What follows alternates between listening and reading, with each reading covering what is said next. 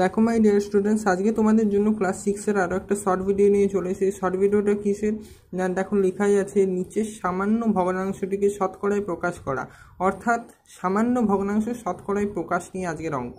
দেখো একটা অঙ্ক দিয়ে দিয়েছি, এটাকে কীভাবে করব। দেখো এইটা পূর্ণ দেওয়া আছে, এটাকে আমি ভগ্নাংশে অর্থাৎ সামান্য ভগ্নাংশে পরিণত করব কিভাবে।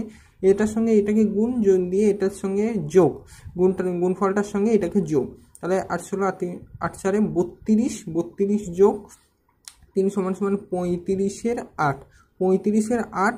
এটাকে শতকরায় প্রকাশ মানেই আমি আগের ভিডিওতেও বলেছি যে 100 দিয়ে গুণ। তো এই ইকুয়েশনটাকে সলভ করলেই তোমাদের উত্তর চলে আসবে।